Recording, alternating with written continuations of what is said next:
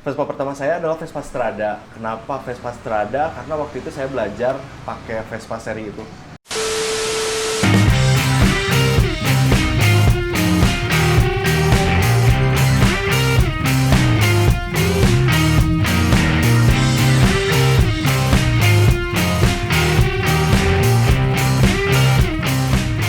Sebetulnya waktu itu nggak ngeh sih tipe Vespa jenis Strada gitu. Saat itu saya belajar sama temen, belajar pakai Vespa seri itu. Akhirnya karena lingkungan juga udah mulai ada yang beli gitu. Terus saya juga berusaha rayu orang tua buat beli Vespa. Karena saat itu belum selumrah sekarang, nggak ada internet.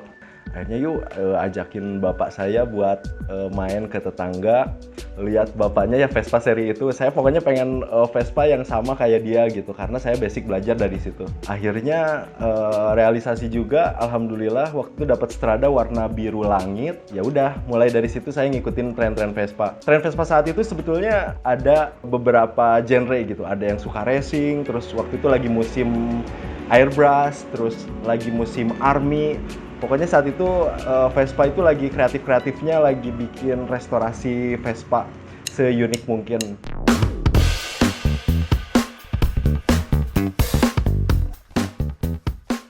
Tapi yang paling berkesan itu saat saya memutuskan memang jatuh cinta ke Vespa adalah rencananya nih kita semua udah punya Vespa nih yang lingkungan rumah.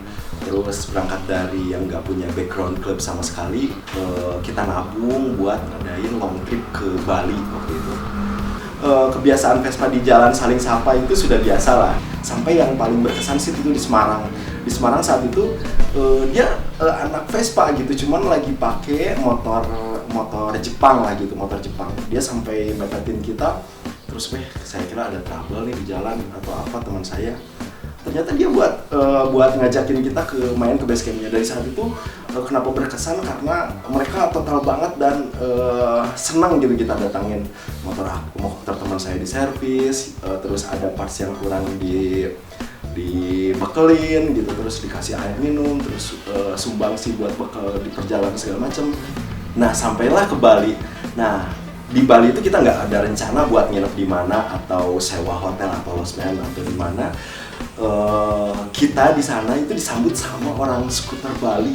Wah, mereka baik sekali sampai mereka ngejamu kita buat nginep di rumahnya. Nah, dari situlah saya ngerasain Brotherhood Vespa itu emang nggak main-main. Seiring dengan berjalannya waktu, saya mulai mendalami jenis-jenis Vespa. Saya punya Vespa PX Exclusive 2, terus saya punya PTS.